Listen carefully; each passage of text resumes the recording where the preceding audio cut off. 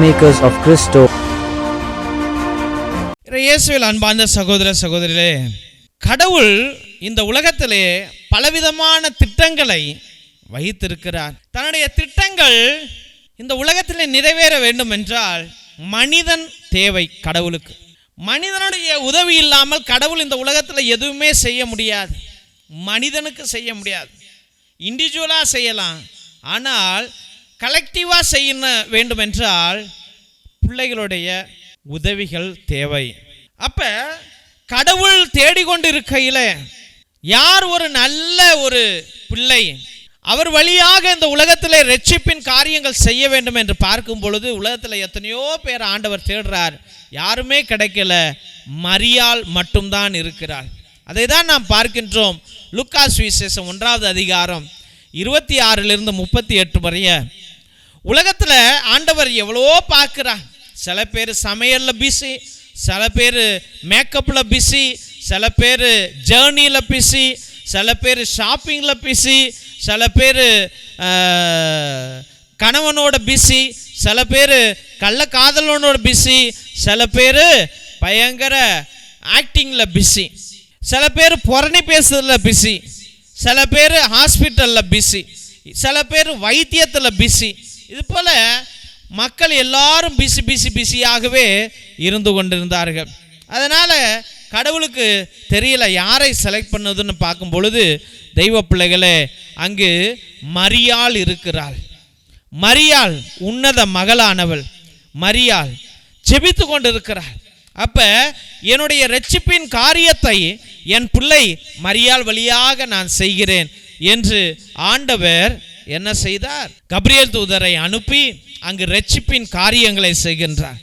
அப்போ மரியாளானவள் எல்லா விஷயத்தையும் ஏற்றுக்கொண்டு அவள் நமஸ்கரித்து தேவன் சொன்ன வார்த்தையை ஏற்றுக்கொண்டு தேவனின் திட்டத்தை அங்கீகரிக்கிறவளாக மாறுகின்றாள். தெய்வ பிள்ளைகளே, dear friends, God wants to execute his redemptive plan on this earth. God was searching for a good person, a holy person. No one was found because some were busy with putting makeup, some were busy with shopping, some were busy in cooking, some were in the hospital, some were speaking ill of others, some were busy in counting money, some were busy in buying property.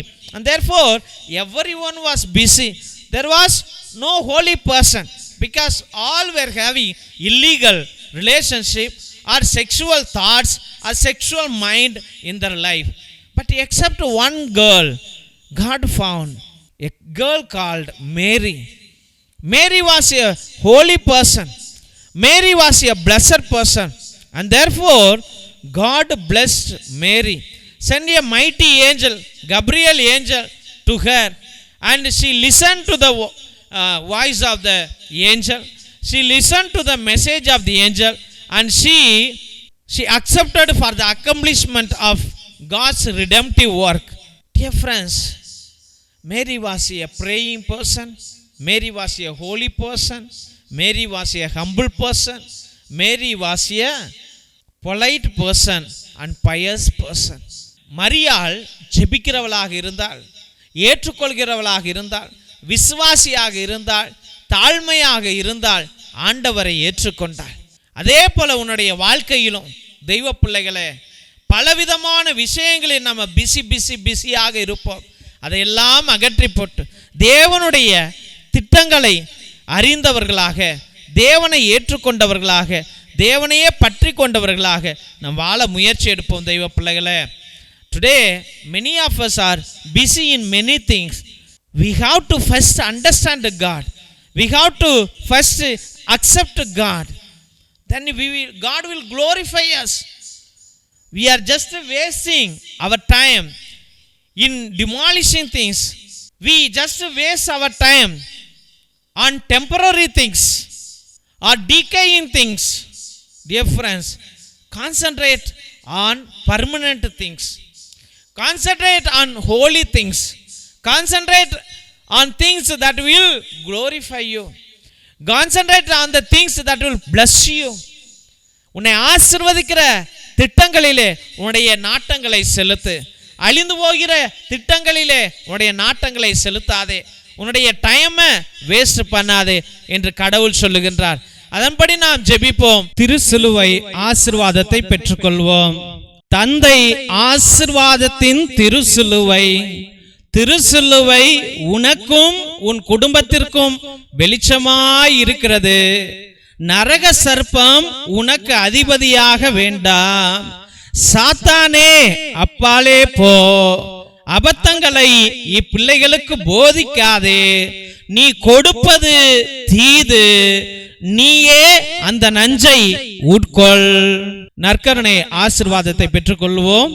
எல்லாம் அல்ல இறைவன் தந்தை, மகன், தூய ஆவியார் உங்கள் அனைவரையும் ஆசீர்வதித்து வழி நடத்தி காத்தருள்வாராக.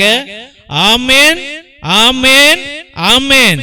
இயேசுவில் அன்பார்ந்த சகோதர சகோதரிகளே, முதலாக உங்கள் அனைவருக்கும் எங்களுடைய மனமார்ந்த நன்றிகள். எத்தனையோ பேர் உங்களுடைய முயற்சியின் நிமித்தம் உங்க வீட்டில் இருக்கின்ற நல்ல துணிகள், பத்தாத துணிகள், பயன்படுத்தாத துணிகள் மற்றுமாக நோட்டு, புஸ்தகம், பேனா, பேப்பர், பென்சில் என்றும் சோலார் லைட் என்றும் எங்களுடைய சபைக்கு, ஏழை பிள்ளைகளுக்கு, ஏழை குடும்பங்களுக்கு நீங்கள் உதவி கொண்டே வருகிறீர்கள். உங்களுடைய நல்ல உள்ளத்திற்காக என்னுடைய மனமார்ந்த நன்றிகளை தெரிவித்துக் கொள்கின்றோம்.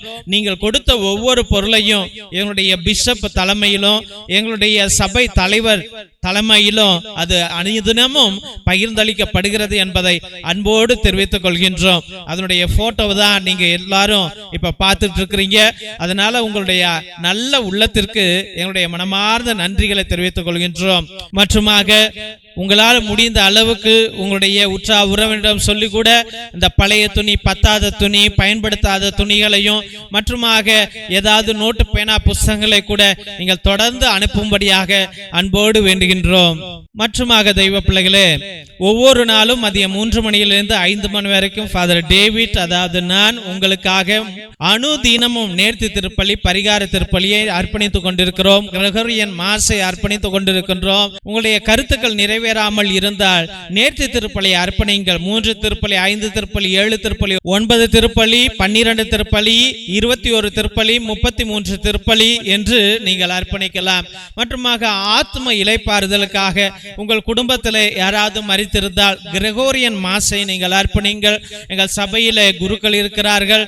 ஒருவேளை உங்களுக்கு அர்ப்பணிக்க வேண்டும் என்று நினைத்தால் 30 நாட்கள் உங்களுக்காக கிரகோரியன் மாஸ் ஒரே குருவானவர் ஜெபிப்பார், திருப்பலியை அர்ப்பணிப்பார். அதனால் நீங்கள் உங்களுடைய திருப்பலி கருத்துக்களை தயவு செய்து அனுப்பும்படியாக அன்போடு வேண்டுகின்றோம். மற்றுமாக மிரக்கல் ஆயில் எத்தனையோ நோய்களை, வலிகளை அகற்றுகின்றது. இது ஆஸ்மாவிற்கு, நெஞ்சு வலிக்கு, வயிற்று வலிக்கு, முழங்கால் வலிக்கு, தலைவலிக்கு அனைத்திற்கும் பயன்படும். இதையும் நீங்கள் வாங்கி பயன்படுத்தும்படியாக, எல்லா நோய்களையும் சுகமாக்கும் வல்லமையுடையது. இதை நீங்கள் வாங்கி பயன்படுத்தும்படியாக அன்போடு வேண்டுகின்றோம். இரத்தத்தின் விடுதலை ஜப புத்தகம், இது ஆதி காலத்தில் நம்முடைய மூதாதையர்கள் செபஸ்தியா தகடு, அந்தோனியா தகடு எழுதுவதற்காக பயன்படுத்திய கட்டு ஜபங்கள் உடையவை. இது எங்கேயும் கிடைக்காது தெய்வ பிள்ளைகளே. இதையும் நீங்கள் வாங்கி பயன்படுத்துங்கள். செய்வினைகளை அகற்ற, கட்டுகளை உடைக்க, குடும்பம் வளர்ச்சி அடைவதற்கு, குடும்பம் சுகம் அடைய இதை நீங்கள் வாங்கி பயன்படுத்தும்படியாக அன்போடு வேண்டுகின்றோம். மற்றுமாக தெய்வ பிள்ளைகளே, ஒவ்வொரு நாளும் இந்த ஜப வழிபாட்டில் ஈடுபடுவதற்காக நன்றி. உங்களுடைய கருத்துக்களை அனுப்புவதற்காக நன்றி. இந்த சேனல் கடவுளுடைய சேனல். உங்களுக்காக ஒரே நேரத்தில் எல்லா ஜபங்களையும் அர்ப்பணித்து பெயர்களை சொல்லி சொல்லி அர்ப்பணிக்கின்றோம். தயவுசெய்து உங்களுடைய கருத்துக்களை அனுப்புங்கள். இந்த சேனலை சப்ஸ்கிரைப் பண்ணுங்க, இதை ஷேர் பண்ணுங்க, இதை வளர்த்து விடுங்க. இது கடவுளுடைய காரியம். இதை நீங்கள் வளர்க்கும்படியாக மற்றவர்களிடம் சொல்லி இந்த ஜபத்தில் பங்கு கொள்ள அவர்களை கேட்டுக்கொள்ளும்படியாக அன்போடு வேண்டுகிறோம். Praise the Lord. God bless you all.